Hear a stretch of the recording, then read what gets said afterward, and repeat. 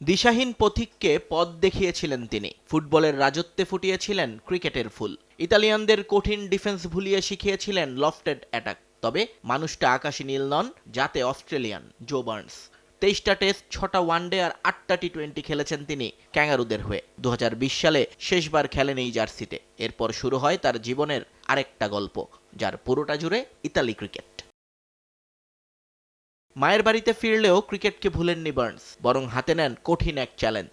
ব্রিসবেনে বেড়ে ওঠা বার্নস গায়ে জড়ান ইতালির জার্সি। প্রয়াত ভাইয়ের সম্মানে জার্সিতে নম্বর নেন 85। 2024 সালের 9 জুন অভিষেকও হয়ে যায় তার। লুক্সেমবার্গের বিপক্ষে ম্যাচ দিয়েই শুরু হয়ে যায় তার নতুন পথ চলা। এরপর ডিসেম্বরে তার হাতে তুলে দেওয়া হয় দলটির অধিনায়কত্ব।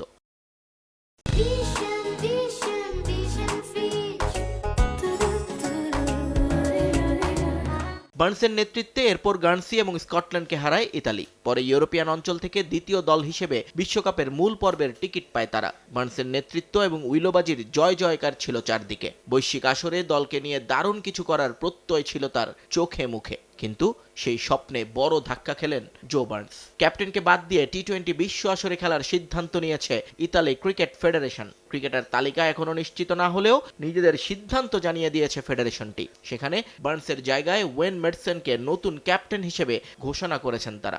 একই সঙ্গে জানিয়ে দেওয়া হয়েছে বিশ্বকাপ দলের জন্য বিবেচিত হবেন না বার্নস। মূলত চুক্তি সংক্রান্ত জটিলতার কারণেই তাকে নিয়ে পরবর্তী সিদ্ধান্ত নিতে পারছে না ইতালিয়ানরা। যদিও চুক্তি মেনে ইতালির জার্সিতে খেলতে চাওয়ার কথা বারবারই বোর্ডকে জানিয়েছিলেন বার্নস। আর এই কারণেই সে সময় তার অনুবাদক হিসেবে কাজ করা মার্কো বেশ অবাক হয়েছেন ইতালিয়ানদের আচরণে। যে সমস্যার কথা বলা হচ্ছে তার কোনো ভিত্তি নেই বলেও মন্তব্য করেছেন মার্কো। আগামী বছর 9 ফেব্রুয়ারি বাংলাদেশের বিপক্ষে ম্যাচ দিয়ে টি20 বিশ্বকাপ মিশন শুরু করবে ইতালি। সি গ্রুপে তাদের বাকি 3 প্রতিপক্ষ ইংল্যান্ড, ওয়েস্ট ইন্ডিজ এবং নেপাল। নিয়ন মোহাইমিন, সময় সংবাদ।